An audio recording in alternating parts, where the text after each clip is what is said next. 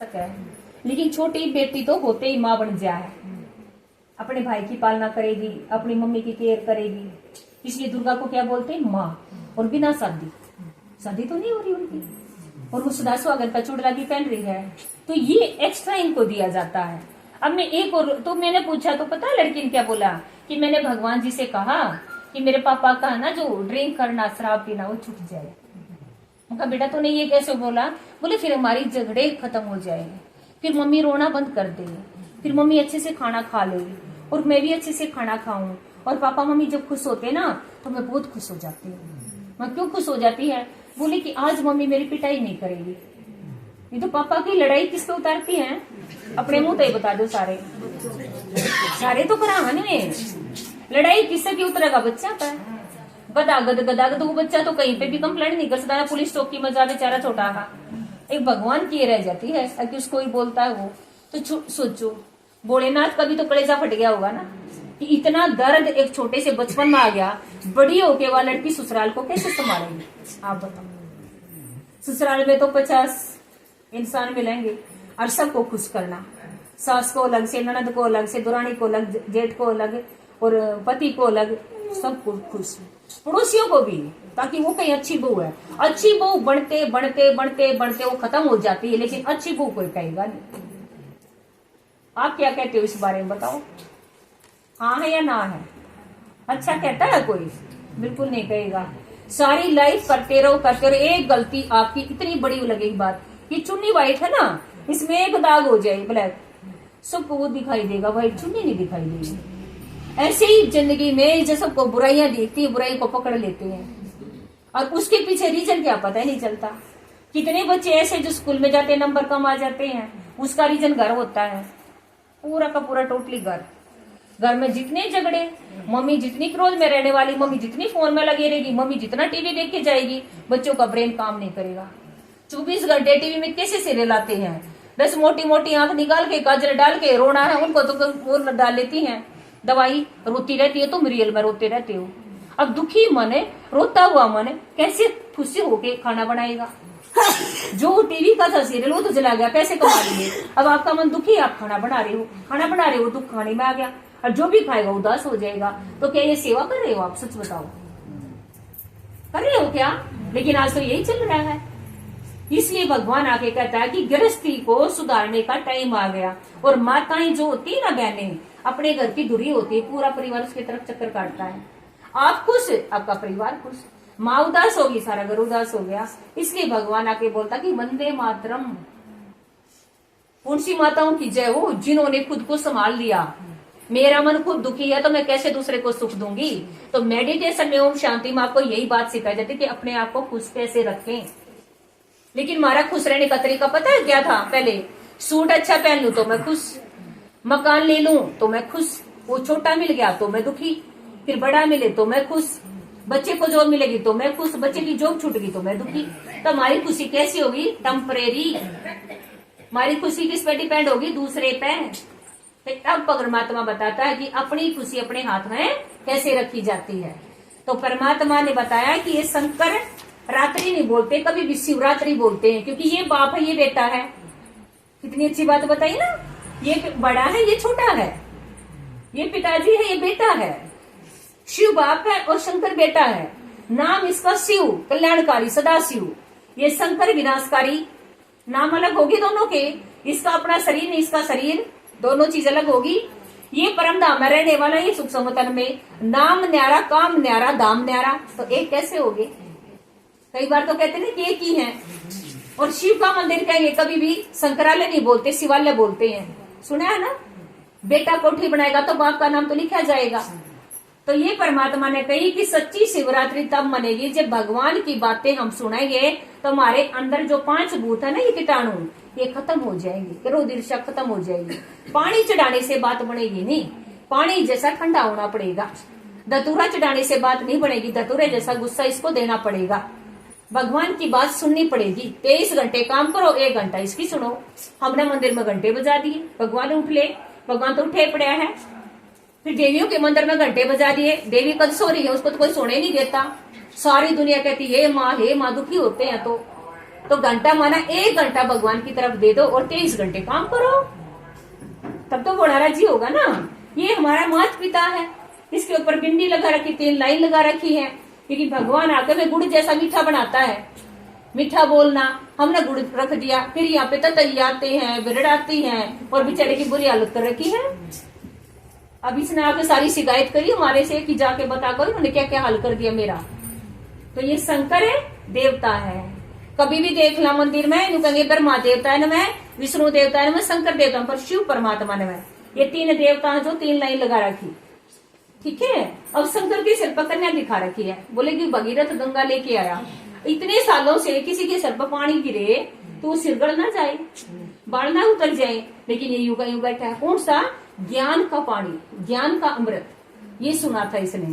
फिर तीसरी आंख खुल रही है, 2 आंख बंद, मन की आंख खुली कि मैं कौन हूं।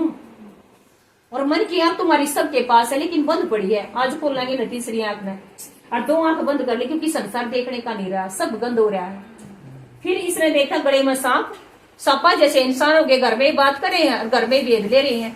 हमारी बेटी को तकेंगे और हमारी बेटी से बात कर रहे हैं, रिश्ते नाते कुछ भी हो, हमारी बहू को कुछ कुछ कह रहे हैं। तो सबको जैसे इंसान अगर भगवान की याद में रहेंगे तो आपका बाल भी पक्का नहीं करेंगे। उनको भी देखो गले का हार दिखा रहा क्या कि नंगा, भगवान के पास कपड़े नहीं थे क्या? यानी हम नंगे आए नंगे जाएंगे, शरीर माँ के गर्भ से मिला यही छोड़ देंगे, आत्मा के लिए ही अकेली जाएगी, सब कुछ यहीं से लिया यहीं छोड़ के जाना है। ठीक है। तो ये देखो फिर डमरू यानी ज्ञान की बात बोली जब इसका तीसरा नेत्र खुल गया कि भगवान कौन है और मैं कौन हूं, ये बातें बताई। फिर त्रिशूल, मन जो घोड़े की तरह भागता इसको स्टेबल कर दिया, मन की हिम्मत नहीं हो तो यूं भाग जाए।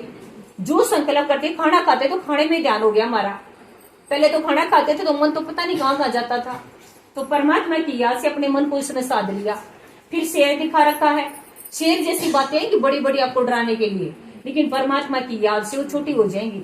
फिर छोटे बच्चे एग्जाम देने जाएं तो कितना मुश्किल होता है, कई बार घबराहट होती है, लेकिन भगवान की याद में रहेंगे तो कुछ भी नहीं लगेगा। वो देखो नीचे बैठ गया, सवाई कर रखी है। तो सच्ची शिवरात्रि मनेगी व्रत करने से बुराई का। क्या सोमवार का व्रत मैंने लिया तो मैं किसी की बुराई ना करूं, किसी से ईर्ष्या ना करूं, तब परमात्मा राजी हो जाएगा।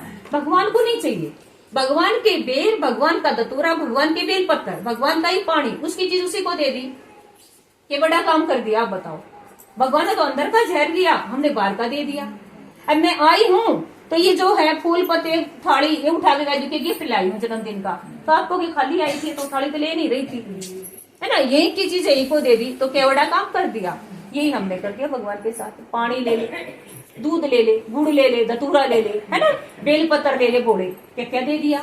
और जो चीज अंदर की थी बुराई वो दी नहीं, बाकी सारी चीजें दे दी। तो अब परमात्मा की सच्ची शिवरात्रि मनाने का समय आ गया। और कलयुग की गौरात कैसे है कि 4 बेटे एक माँ का पेट नहीं भरेंगे, और लड़की 3 साल की पड़ोस में भी अगर कहीं चली जाए तो सेफ नहीं होगी, उसकी भी सुरक्षा करनी पड़ेगी। गाय कृष्ण के साथ जो खड़ी है वो कूड़ा खाती फिरेगी, पानी बोतलों में मिलेगा, नाच पुड़ियों में मिलने लग जाए तो सोचो कहीं ना कहीं भगवान आया हुआ है। और गुप्त भेष में आएगा, कृष्ण के रूप में आएगा तो सब पहचान लेंगे और सब उसको गले लगा लेंगे, लेकिन भगवान मनुष्य के चोले में आता है 60 साल के। और लेखराज उसका नाम होता है, ब्रह्मा उसका नाम होता है। ब्रह्मा को ढाटी मूछ में दिखाया, 4 मुख का दिखाया।